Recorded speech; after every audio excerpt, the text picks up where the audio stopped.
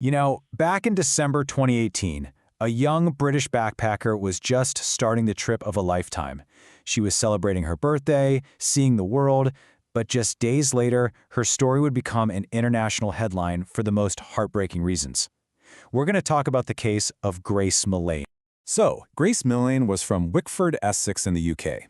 She was 21, had just graduated from university, and was doing what so many people dream of doing. She set off on a gap year adventure.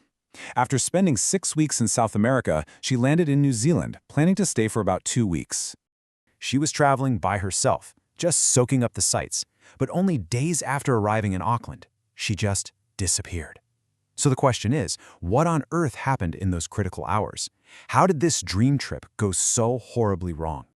Okay, so let's set the scene. It's the evening of December 1st, 2018. This was the day before her 22nd birthday. Grace went to meet up with a guy she'd matched with on Tinder. They were caught on CCTV cameras in downtown Auckland, and that would be the very last time anyone saw her alive. So just to recap who we're talking about, Grace was about to turn 22. She was this bright, adventurous, recent grad who'd already been through Peru before even getting to New Zealand. And the man she was last seen with? His name was Jesse Kempson. He was 26 years old at the time. The very next day was Grace's 22nd birthday. And you can just imagine her family back home in the UK sending all these birthday messages, trying to call her, and getting nothing. Silence.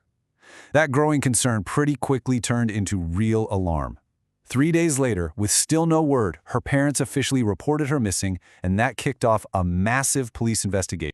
As soon as Grace was reported missing, the police hit the ground running. But what started as a search for a missing person, well, it very quickly took a very dark turn. It wasn't long before investigators had to announce the news everyone dreaded. They believed Grace was no longer alive, and this was now a homicide case.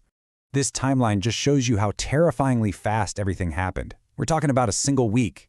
In just 7 days, they go from Grace's last sighting on CCTV to her family's growing panic to a full-blown homicide investigation. And by the end of that week, they had a suspect in custody, and tragically, they had found her body, buried in a shallow grave in a remote park west of the city. The whole investigation really came down to piecing together what her killer did after she died. Police put out these public appeals asking for help, they were looking for a specific rental car he'd leased, and they were trying to find a shovel they believed he used to bury her. And you know what? The public came through. Both items were found, and they became absolutely crucial pieces of evidence. So, the trial started in November 2019, and it completely captivated not just New Zealand, but people all over the world. And once things got started in that courtroom, two completely different and frankly shocking stories began to unfold. On one side, you had the prosecution. They laid out a case of deliberate murder, followed by a cold, calculated cover-up. But then, the defense stood up and offered something else entirely, a story that Grace's death was a tragic accident that happened during consensual rough sex. This claim, as you can imagine, sparked a huge debate and a ton of outrage. To fight back against that defense claim that he just panicked, the prosecution brought out some really damning digital evidence.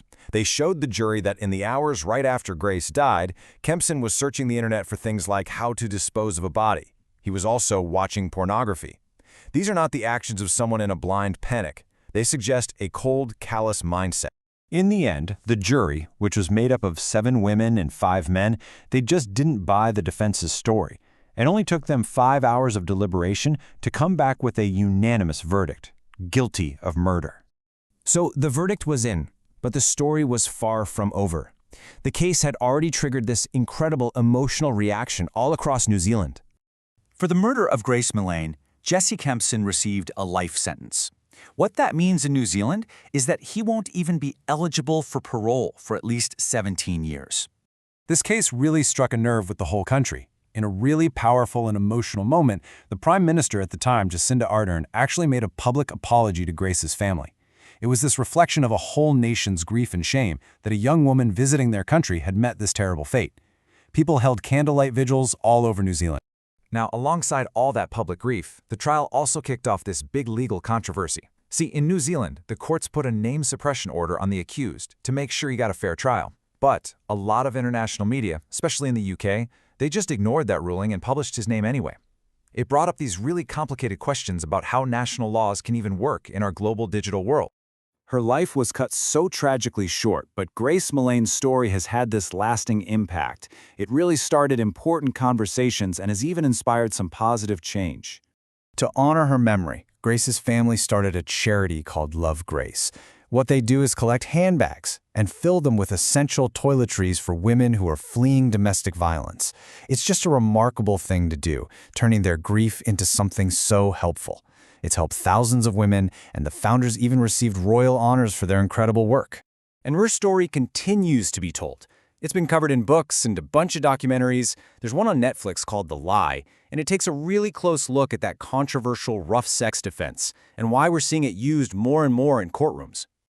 And really, that brings us to the lasting legacy of this case. The tragic death of Grace Millane became so much more than just a headline. It forced a real reckoning in New Zealand and far beyond. It fundamentally changed conversations about safety on dating apps, about the ethics of global media, and most importantly, about the urgent, pervasive issue of violence against women.